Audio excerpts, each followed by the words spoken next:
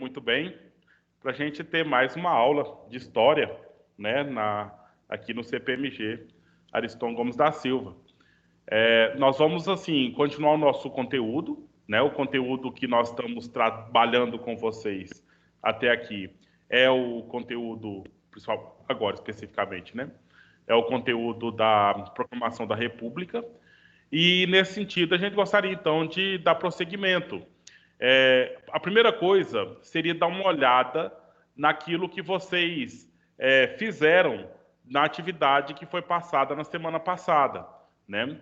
E aí ver o que vocês conseguiram lá, então, já realizar para a gente prosseguir nessa questão, entendeu?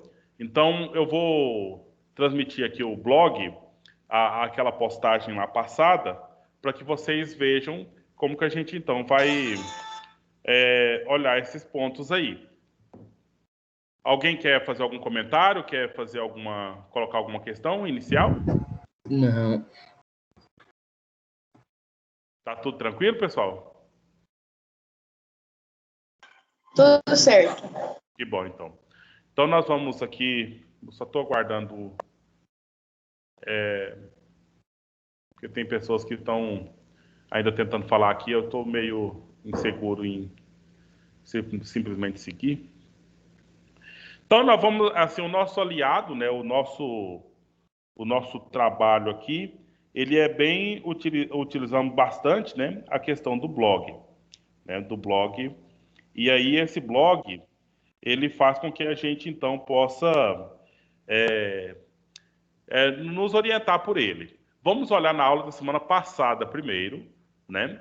Vamos olhar na aula da semana passada, e aí, com base na aula da semana passada, a gente vai seguir para essa aqui.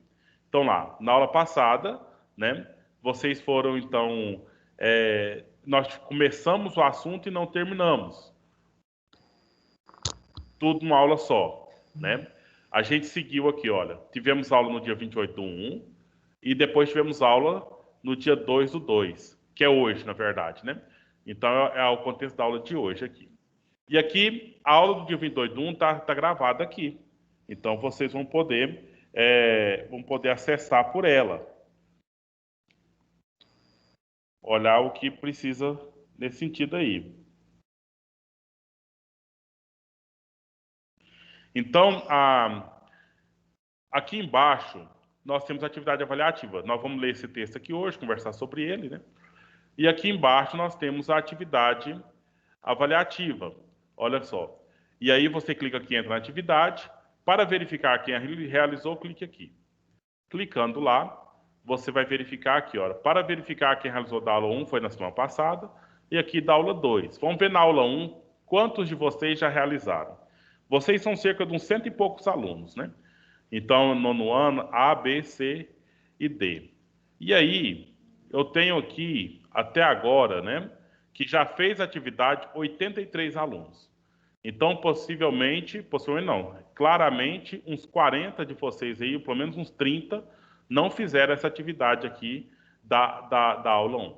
Vamos ver da aula 2, né, que pode ser feito até, deixa eu ver, até que dia que ainda pode fazer. Essa da aula 2, a gente ainda tem um prazo, né, de hoje até a próxima semana, né? Então, essa aula do dia 2 aqui. Então, você tem atividade aqui para fazer. Nós colocamos um prazo um pouco maior, né? Então, seria até o dia 4, né? Teoricamente, até o dia da nossa próxima aula aí. E aí, vamos ver quem já, por acaso, já fez essa tarefa da atividade 2 aqui. Mas ela está em processo, né? Não tinha que já ter feito até agora, não. Mas, enfim, só para verificar aqueles que já estão fazendo. Então, já chegamos aqui ao número de 63 pessoas que já fez até agora. Então, ainda falta um número grande de pessoas que ainda precisa fazer essa atividade. Então, só queria mostrar isso aqui para que vocês, então, assim, vai se orientando, não deixa acumular, não deixa atrasar. Aqui a gente faz do jeito bem simples, né, para que vocês possam fazer e não tenha... não seja difícil, né, não seja pesado para fazer, mas se caso não der conta de fazer, aí vocês podem falar com a gente no privado, né? Vocês podem fazer as perguntas que vocês precisam, tirar as dúvidas que precisam. O tempo todo a gente está à disposição para atender vocês. Certo quanto a isso? Tudo bem quanto a isso, gente? Sim. Então tá bom. Deixa eu só ingressar nessa aula aqui, para mim ver o que está acontecendo com a aula. Na semana passada, né, nós olhamos aqui sobre a questão da proclamação da República no Brasil. E nós vimos que teve um problema, que tinha pessoas envolvidas. Que classe de pessoas envolvidas tínhamos aqui? Só para revisão mesmo, de forma bem tranquila. Quais eram os grupos que estavam envolvidos na proclamação da República no Brasil? Elite Militares e Justamente. civis. Então, pessoas civis, as pessoas civis não eram quaisquer, eram a elite, principalmente, que tinha algum tipo de participação política aqui no Brasil, e os militares, né? E, no caso, os afetados por isso era a nobreza, né? Os vinculados à família real. Então, vamos supor 3 grupos básicos. E sobrou o povão, né? Além desses 3 grupos básicos, teríamos o povão por aí. Então, nós vimos naquela aula passada essa parte do texto aqui que diz respeito da monarquia em crise, né? Nós vimos aqui um pouco da questão dos militares, sobre o interesse que eles tinham em o Brasil se tornar uma república, né? Outra coisa, meninos e meninas, a gente tem aqui um material muito além do que a gente lê na aula, né? Então, que vocês, por favor, vocês façam leitura, vocês leiam, estudem esse material, para que depois vocês possam estar preparados aí para o que der e vier, né? Então, para agora, né, nosso plano aqui seria dar uma olhada aqui na questão da política e sociedade, como estava vivendo aqui no Brasil naquele momento lá, né? E alguns aspectos específicos da proclamação da República e suas consequências. Nós vamos fazer hoje o que der para fazer e o que precisar a gente termina na aula de sexta-feira, né? Mas a gente avança aqui nesse sentido aí. Pode ser aquela questão que nós fizemos já antes, eu aceito a sugestão de vocês aí. A gente pode ir lendo e comentando e tirando dúvida? Pode ser do mesmo jeito? Pode ser. E aí, então, eu gostaria de contar com os senhores que pudessem fazer as leituras aí para a gente seguir. Quem gostaria de começar lendo? O primeiro parágrafo aí, política e sociedade. Gabriel. Posso ler? Gabriel, faz favor, então. A política no segundo reinado sempre foi complicada, sobretudo pela briga ferrenha entre conservadores e liberais. Essa situação se agravou com a crise de subrepresentação de algumas províncias. Na segunda metade do século XIX, o eixo econômico do país tinha consolidado sua mudança do Nordeste para o Sudeste. Beleza. Agora, vamos tentar, assim, entender, discutir, para ficar claro, tá? Tem 2 grupos aí. Conservador, isso nós estamos falando de governo, de política, de pessoas que assumem os governos aí, tanto o governo do Brasil, quanto o governo de cada província. A primeira pergunta para esclarecer o texto. Hoje, a palavra província, que foi usada lá, a palavra província, hoje pode ser trocada por qual palavra que a gente usa hoje? Quem sabe essa resposta? Estado? Justamente. Então, hoje nós temos Estado de Goiás, Mato Grosso, assim por diante. Naquele momento lá da história, nós tínhamos as províncias esparramadas aí no Brasil. Então, e você sabe que tem um poder executivo. É o poder que tem um poder mais amplo. No caso federal, é o presidente da República. E no estado, nós temos o governador. E no município, nós temos o prefeito, né, que é o poder executivo. E aí, o que acontece? Nós temos um governador que fala que está de acordo com o presidente da República. Nós temos o prefeito de Iporá, que fala que está de acordo com o presidente da República. Mas o prefeito de Iporá, pelo menos nas falas, não está em acordo com o governador do estado. Eles têm problemas políticos, eles têm briga política. Entendeu? Então, na política, pode acontecer isso. Hoje, eu posso ser seu prefeito aqui, né? E concorri com outra pessoa aí. Na próxima eleição, a outra pessoa pode vencer a eleição. Entendeu? E aí vai tendo essa troca de posições políticas. E nesse caso aqui, nas províncias, nós tínhamos então, e no Brasil inteiro, nós tínhamos dois grupos, os conservadores e os liberais. Agora, vamos pensar aqui, nós já falamos sobre isso e tem que ficar claro, né? Conservadores, eles querem conservar o quê? Liberais, eles querem liberar o quê? Que povo é esse? O que eles estão querendo? O que você acha? Isso a gente fala e pode tentar aí entender. Meninos, o que os conservadores querem conservar?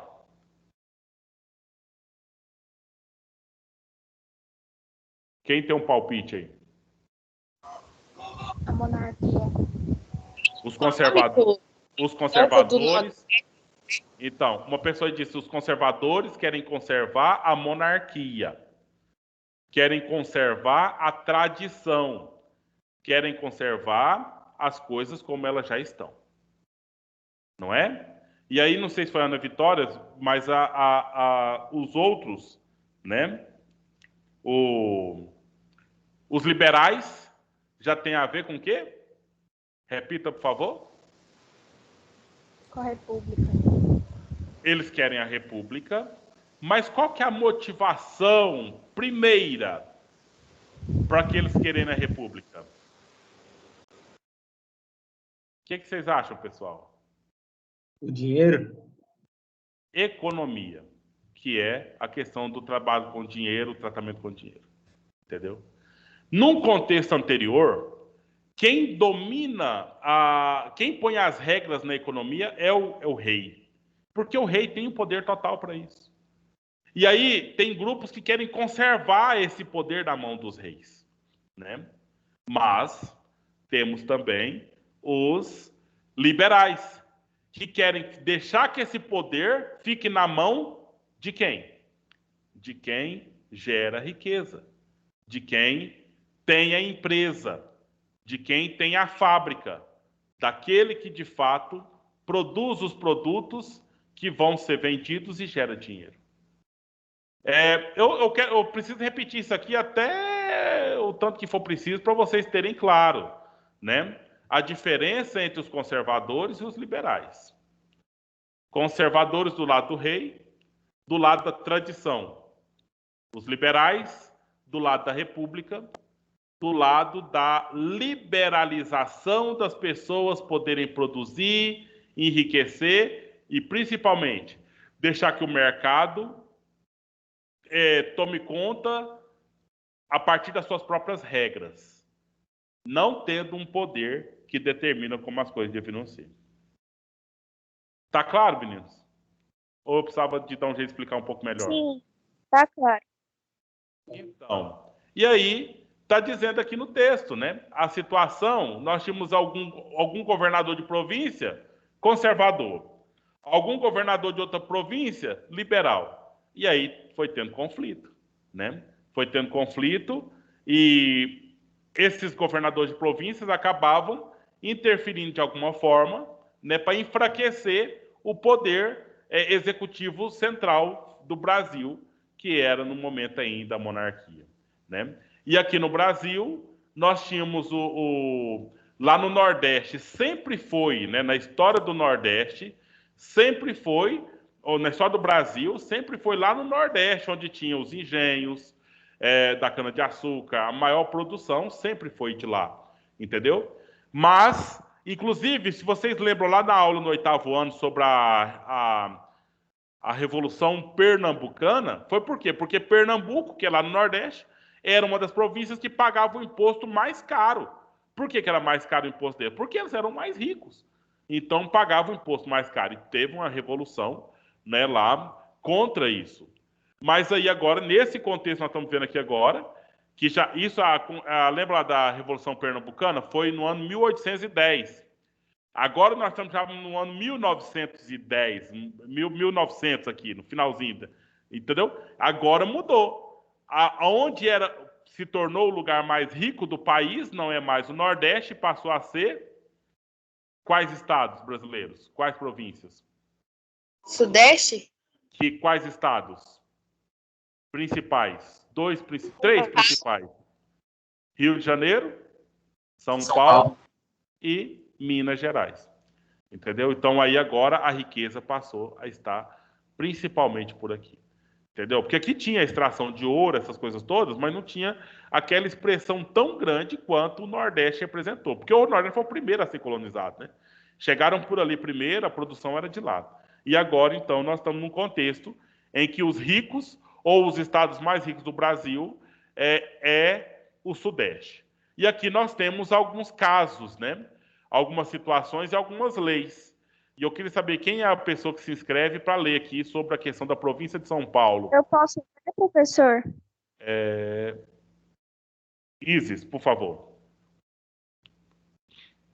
A província de São Paulo já havia se colocado como o grande centro econômico do Brasil, mas as elites políticas dessa província se incomodavam pelo fato de que sua representação na política era pequena. Outras províncias economicamente decadentes, como o Rio de Janeiro e a Bahia, gozavam de grande representatividade política.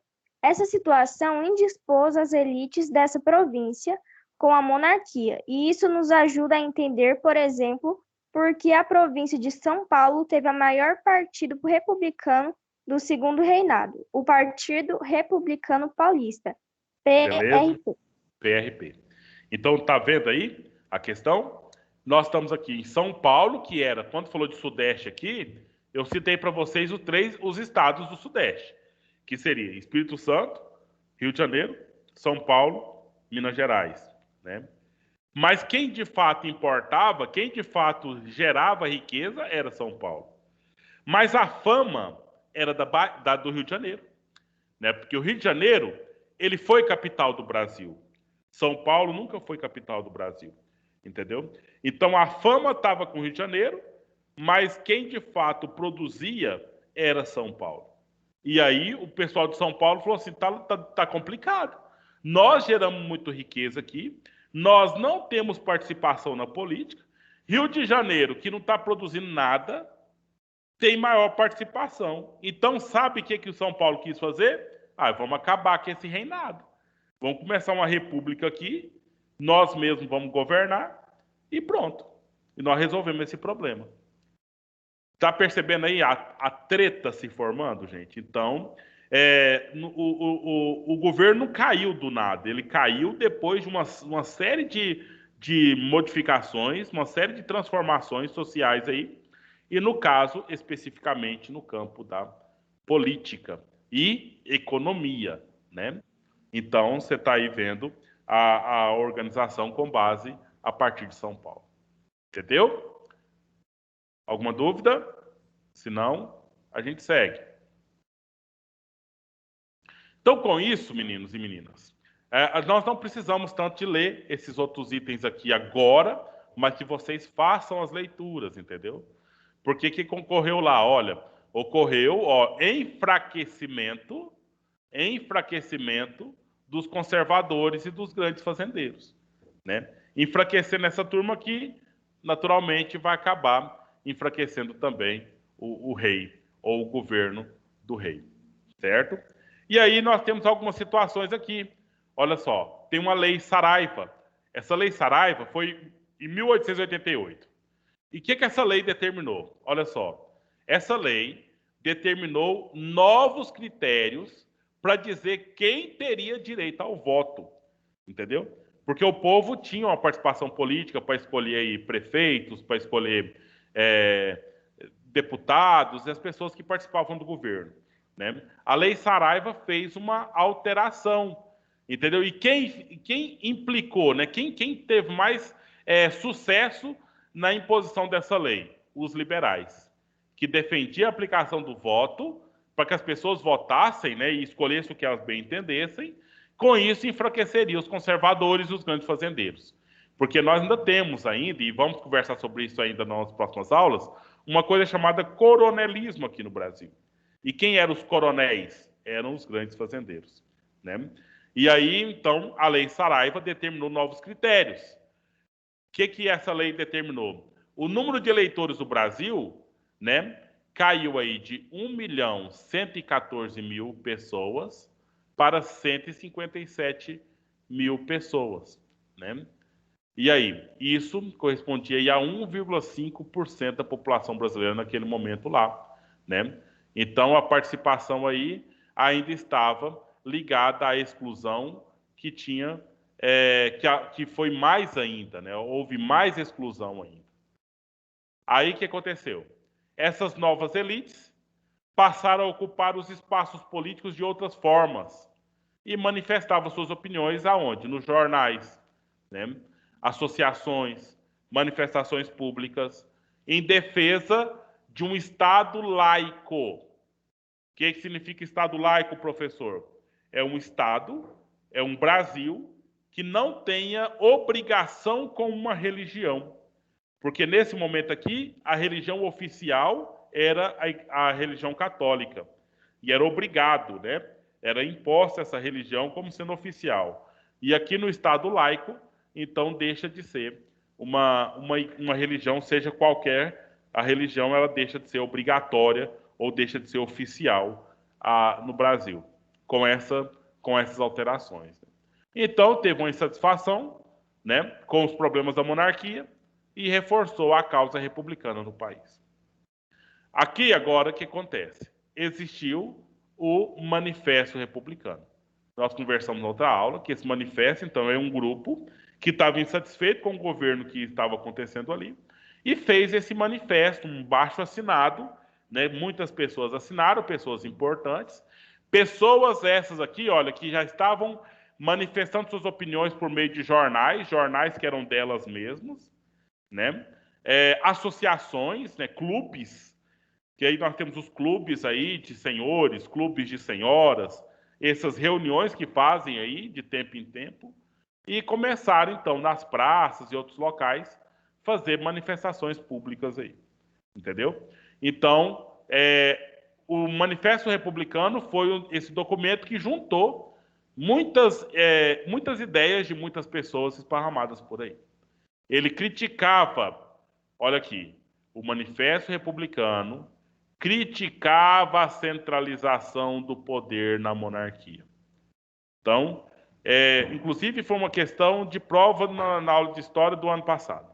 O que o Manifesto Republicano criticava?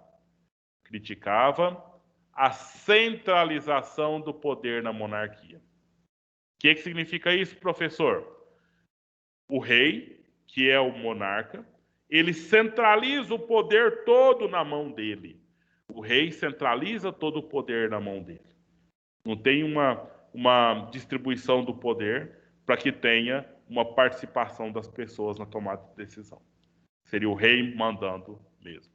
Beleza? Outro ponto. O Manifesto Republicano exigia um modelo que seja federalista no Brasil. O que é isso? Federação seria o quê? O Estado de Goiás, ele tem autonomia. O Estado de Minas Gerais tem autonomia. Cada estado tem sua autonomia. Mas todos os estados estão ligados a uma união federal, que é o Brasil.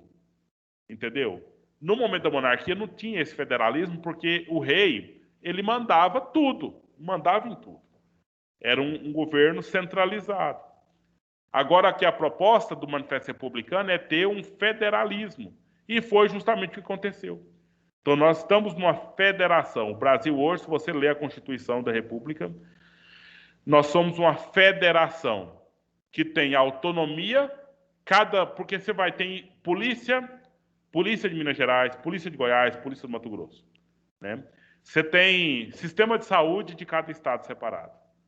Você tem educação de cada estado separado, entendeu? Tanto que tem lugares que já está tendo aula presencial, tem lugares que ainda não está tendo aula presencial. Por quê? Porque é uma decisão de cada estado. Porque cada estado é autônomo um do outro. mas todos estão ligados a essa federação que é o Brasil. Alguém tem alguma dúvida sobre isso? O que é federalismo? Alguém gostaria de explicar com suas palavras para a gente ver se entendeu?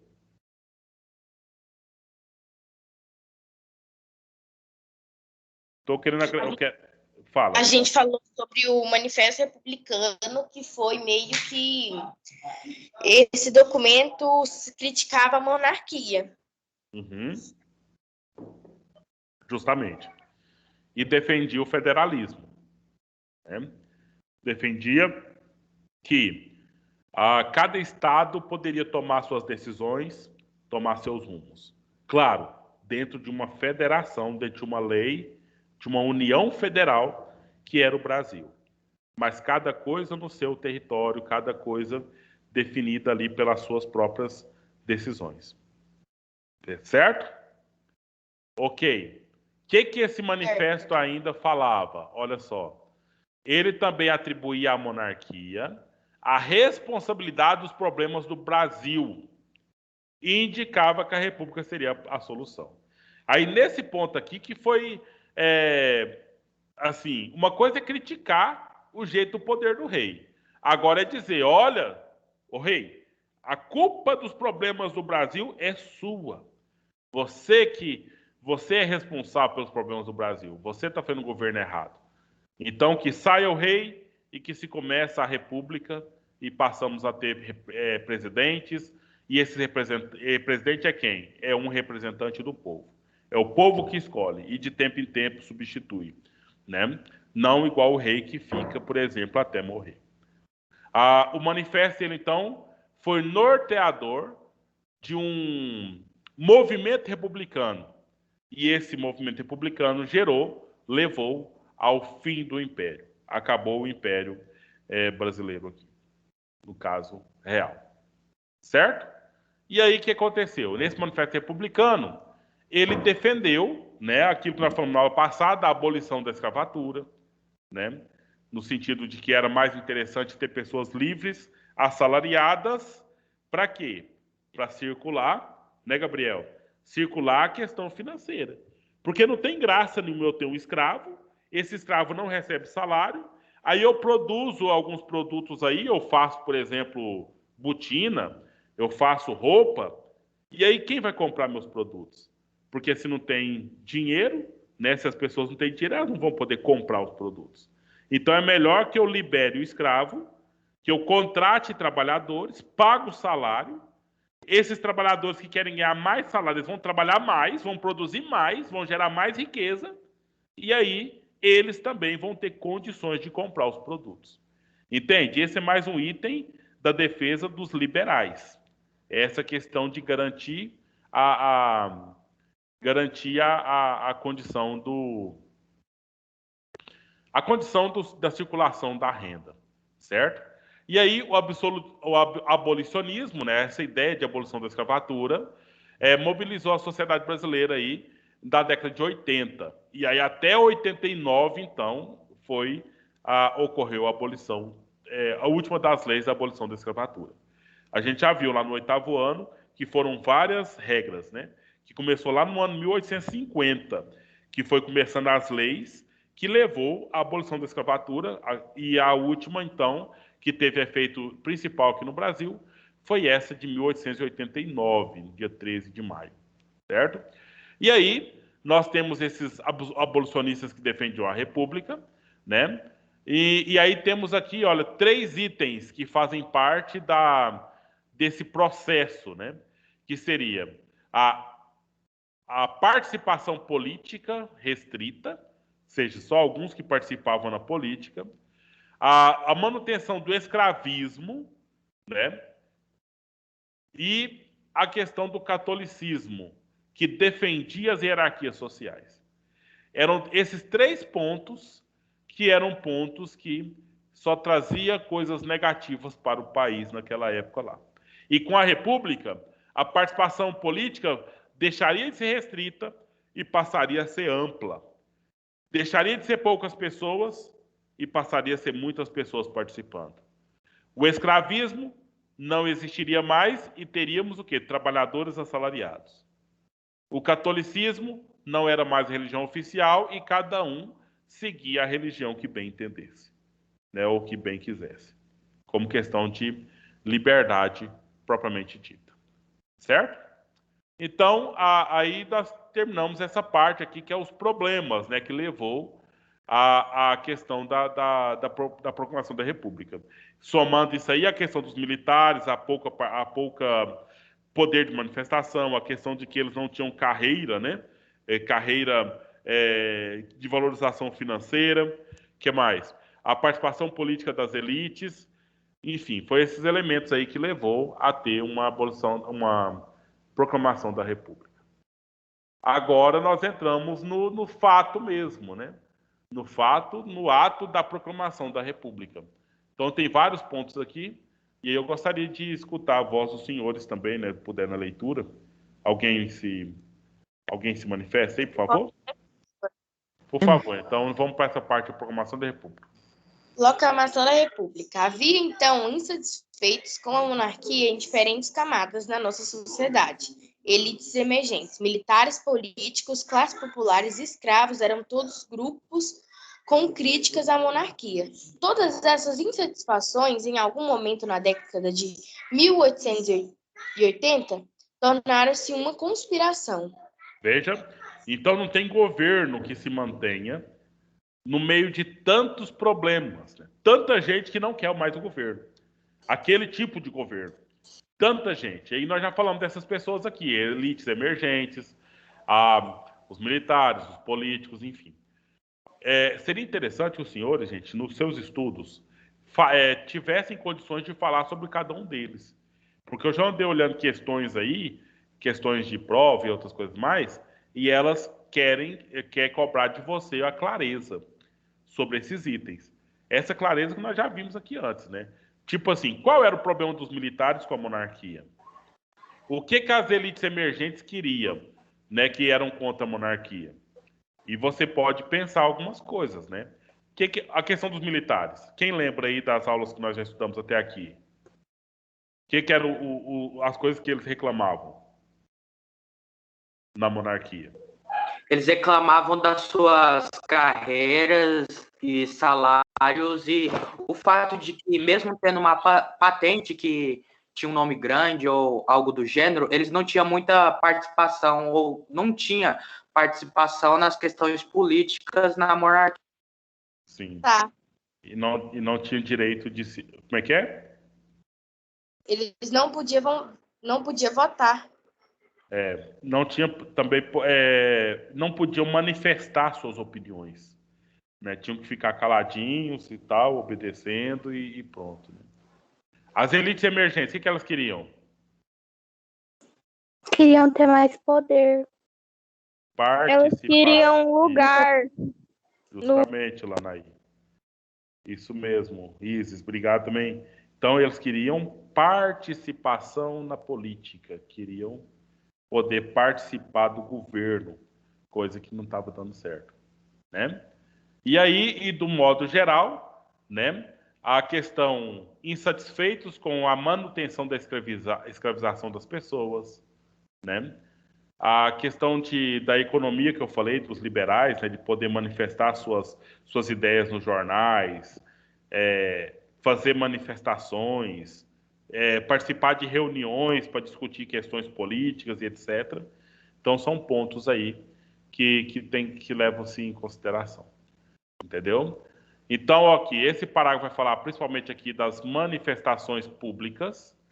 Essas manifestações públicas elas foram proibidas pelo o imperador. Entendeu? Olha a situação que aconteceu aqui, gente. Muitas manifestações, e aí teve um atentado contra o carro do imperador em julho de 89. Entendeu? E aí o imperador proibiu manifestações em defesa da República. Mas esses republicanos já estavam se manifestando, já estavam se reunindo há muito tempo. Não seria apenas uma proibição do imperador que faria com que essas pessoas deixassem de fazer o que estavam fazendo, né? Então foi o fato. Isso em julho, tá vendo? Ó? Em julho de 89 foi proibido manifestações em defesa da República. Julho. Então, agora, julho, agosto, setembro, outubro, novembro. 4 meses depois, o que acontece? Acontece especificamente a proclamação da República, né? Mas não foi assim. Vamos ver aqui, tem alguns nomes, tem algumas pessoas. Pessoas essas que, inclusive, assinaram o Manifesto Republicano, ok? Olha o nome dessas pessoas aqui, olha. Foi chamado de conspiração que elas fizeram, né? Estava em curso. O que é conspiração? Conspiração é traição. Conspiração é uma coisa ruim. Mas do lado do governo, o governo foi traído, né? Então, por isso que ele fala que foi uma conspiração contra o governo. Pessoas que, o Aristides Lobo, Benjamin Constant, Quintino Bocaiúva, Rui Barbosa, Solon Ribeiro e outras pessoas. Essas pessoas todas, você vai achar nome delas em nome de rua, de cidade, né? Vai achar nome delas aí em algumas cidades por aí. São pessoas que foram importantes, jornalistas, médicos, militares. São pessoas, então, que fizeram alguma coisa na história, que eram importantes já para o Brasil e também fizeram contribuições para a proclamação da República no Brasil. E aí, faltava uma adesão de um militar que fosse um militar que tivesse a força que eles precisavam, porque a guarda imperial estava prontinha para descer o porrete nos manifestantes, entendeu? Então, esses manifestantes eles precisavam de apoio dos militares, um apoio oficial. E o militar que, de fato, era um marechal, veja bem, uma patente altíssima, o marechal Deodoro da Fonseca, ele, então, fez parte do grupo para fazer a proclamação da República no Brasil. Certo? Isso já em novembro. E aqui nós temos algumas datas importantes até chegar à proclamação mesmo, né? Então, 10 de novembro, eles se reuniram com o Marechal Deodoro da Fonseca, né, para que ele participasse do movimento.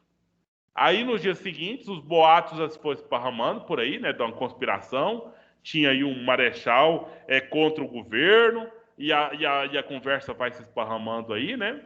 Então, no dia 14, as informações falsas sobre a monarquia começaram a ser anunciadas em público, com o objetivo aí de arregimentar apoiadores.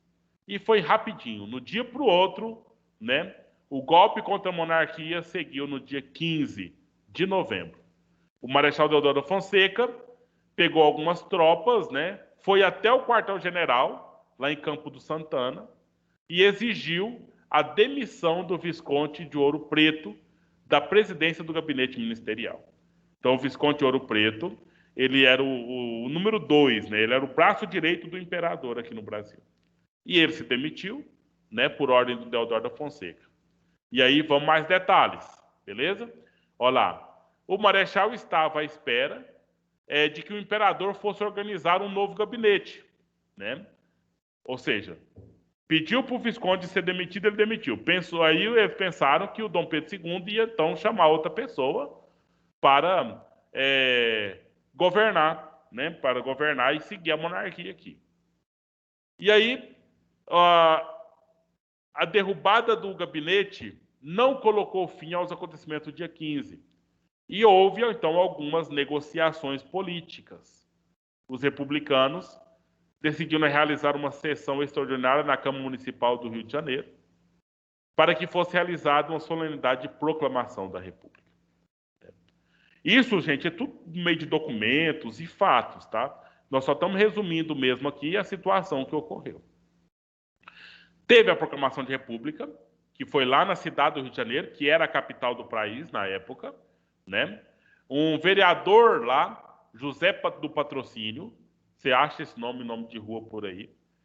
Houve celebração nas ruas do Rio de Janeiro, com os envolvidos na proclamação, pedindo vivas a República, cantando a Marsella, que era uma canção lá da Revolução Francesa, entendeu?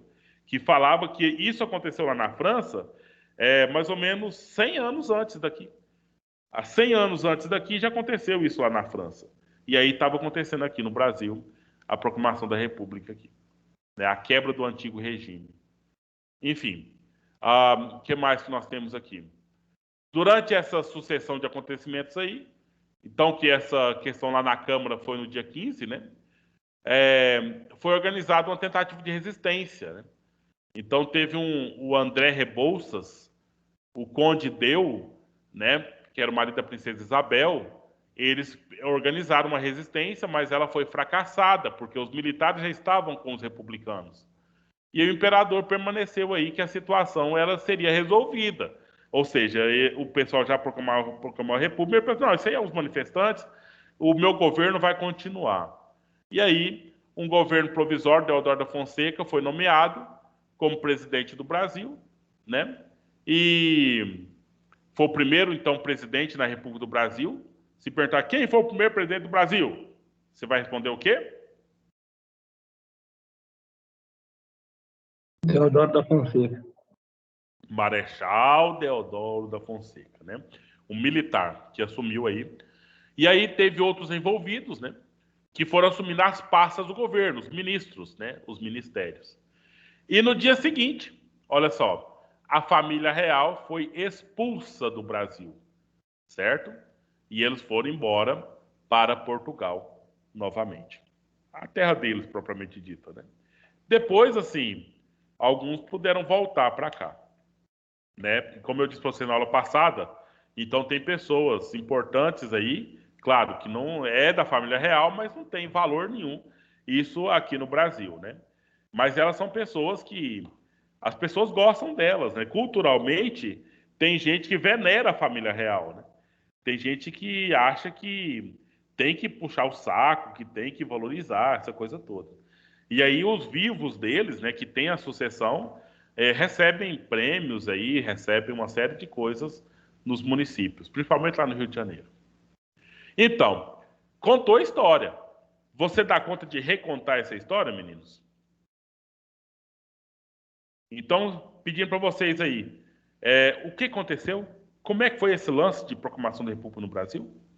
Você consegue recontar essa história? Consegue, meninos?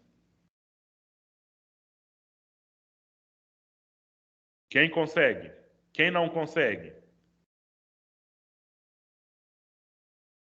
Basta vir olhar esse material novamente, tá, gente? Basta ler aqui direitinho. Falar que foi o ano de mudanças na política, que muita gente não estava satisfeito com o que estava acontecendo e teve muitas manifestações.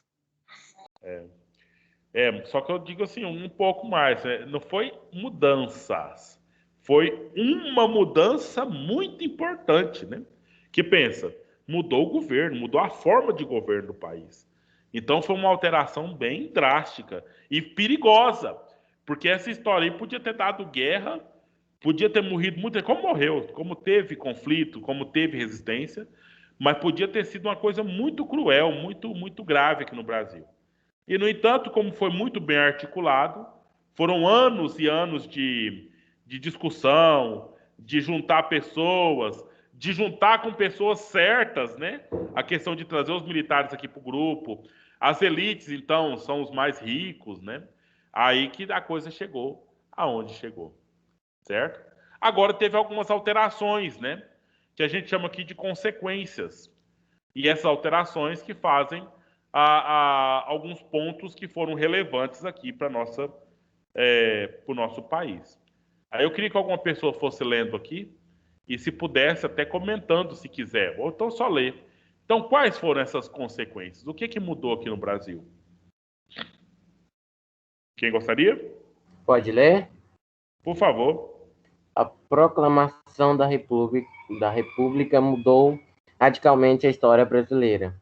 Trocaram-se os símbolos nacionais e novos heróis, como Tiradentes, foram estabelecidos. Além da mudança da forma do governo, o Brasil passou a ser uma nação com poder descentralizado, pois foi implantado o federalismo. Mudanças aconteceram no sistema eleitoral, pois o critério censitário foi abandonado e foi estabelecido o sufrágio universal masculino para homens com mais de 21 anos.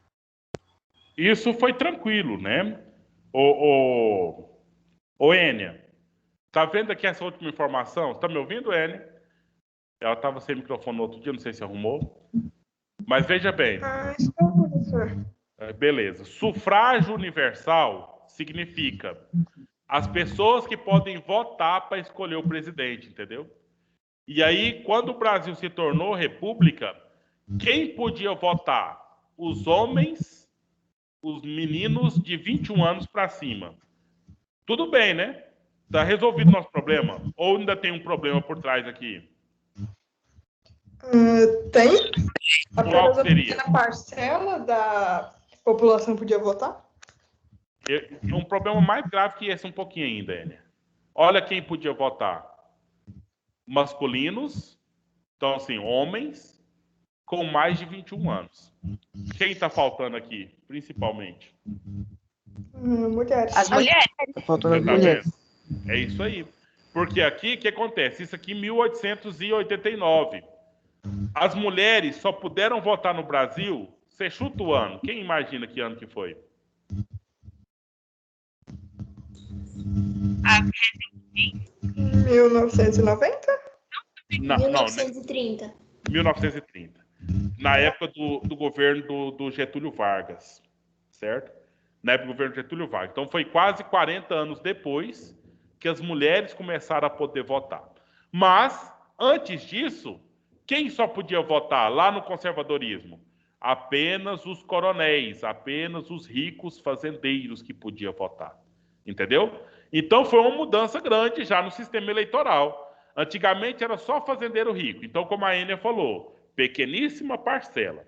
Agora aumentou para qualquer homem, qualquer rapaz com mais de 21 anos. E depois foi aumentando mais.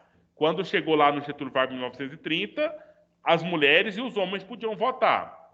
E agora, no nosso tempo, qualquer um de vocês aí que chegar nos 16 anos, vocês já podem começar a votar.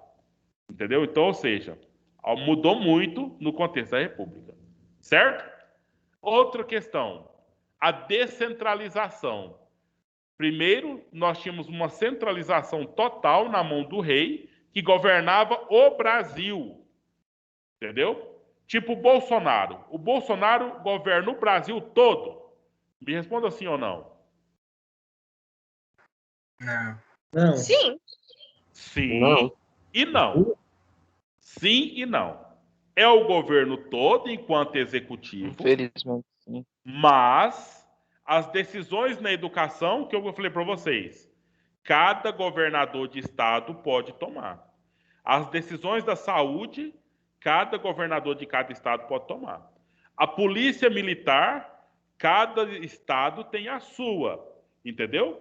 Então tem uma parte do governo que é o Brasil todo, que o Bolsonaro governa, mas tem as partes de cada província, de cada estado que o seu governador governa. Beleza? Então, só para a gente pensar um pouco essa diferença aí. Essa alteração se deu aqui na República. O Brasil passa a ter poder descentralizado, uma vez que é organizado em federação. Entendeu? Cada estado é autônomo, mas ele está aliado, né? Teve uma aliança dentro do país. Isso está na Constituição. Outro ponto aqui que foi de mudanças, né? A forma de governo passou de monarquia para o presidencialismo, né? E algumas pessoas que já foram resgatadas até um pouco antes, no contexto da independência do Brasil, né? Que é aqui o Tiradentes, né? Que lá atrás, na história, ele era um traidor. Ele era uma pessoa muito ruim para a história. Agora, nesse contexto, ele é um herói. Ele é aquele que encorajou as pessoas para a libertação de Portugal. Entendeu? Então, são esses pontos aí. Aí aqui, Maria Luísa, quando você disse lá, né? Teve mudanças, né? Sim, olha aqui, mudança radical. Mudança radical na história do país, uma vez que alterou um monte de coisa que era bem fixo antes, né? E aí, o que mais? Olha aqui no próximo parágrafo. Brasil passou a ser um Estado laico. Eu já falei aqui hoje para vocês sobre o que é o Estado laico. Estamos repetindo para a gente poder... Religião, eu acho. Oi? Escolha de religião, tipo isso? Livre, né? Livre para escolher qualquer religião. Não tem uma religião oficial obrigatória, entendeu?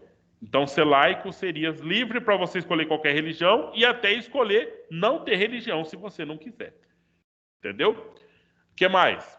O presidencialismo é a forma de governo, o sistema de governo, e nós temos, então, a promulgação de uma Constituição, né, que foi justamente no ano de 1889.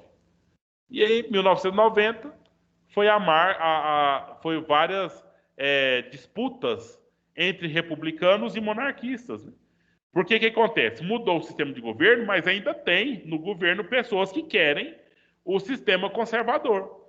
Tem pessoas que não aceitaram essa mudança. Muitas pessoas não aceitaram essas mudanças, entendeu? E aí foram muitas repúblicas.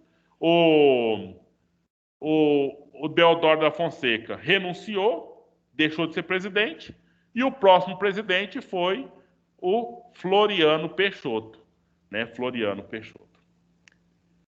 Certo, senhores? Certo. Certo. Beleza. Então, agora, com base nessa conversa, né?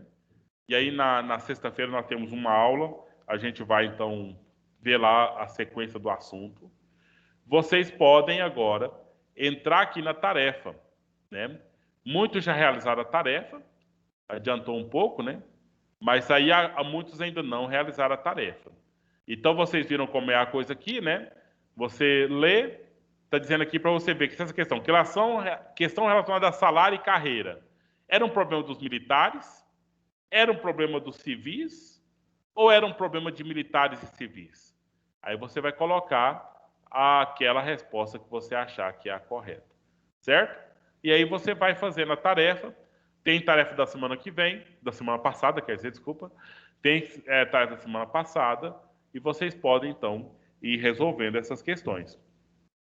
Eu quero perguntar, alguém tem alguma dúvida, alguma questão que gostaria que a gente frisasse um pouco melhor, explicasse um pouco melhor? Não. Professor, que a linha da semana passada ou é dessa semana, a atividade? Essa que o senhor mostrou? O que eu mostrei agora é a de hoje, né? Aqui você teria que fazer a partir de hoje. Nós começamos essa aula semana passada, né? Então nós estamos finalizando ela hoje. Então a tarefa precisa ser feita de agora até uma semana no máximo. Mas na semana passada nós já tivemos uma tarefa. Né? Semana passada. Não, eu passei, ela foi semana passada mesmo, né? Só que assim, a obrigação de vocês fazerem se torna hoje, né? Hoje para frente. Ah, tá. Mas é a tarefa que já foi encaminhada na semana passada. Então, para você ver lá, né, olhando aqui no blog, a da semana passada aqui, a tarefa é sobre brasilidade, né? E que muitas pessoas de vocês ainda não fizeram. Nós temos que cumprir esse tempo aí, fazer. A da semana passada. A da primeira aula. Oi? A da aula 1, eu fiz só agora. Tipo, podia? Sim. É porque eu esqueci de fazer. Aí da aula 2 eu também fiz. Então pronto. Agora nós vamos ter aula sexta-feira. E aí a gente vê o que vamos fazer lá. Certo? Tá bom. Pode sair? Então, se vocês não têm dúvidas, vamos atrás dessas tarefas aí, né? Tem muita gente que ainda não fez e eu queria que não ficasse acumulado, né? E se vocês não têm nada para dizer, a gente despede agora, né? Encerrando aqui essa primeira parte aqui do nosso estudo. Tudo bem? Tudo bem. Então, boa tarde, até semana que vem. Até sexta-feira, se Deus quiser. Tchau, professor. Tchau, professor. Tchau. Sexta-feira. Até.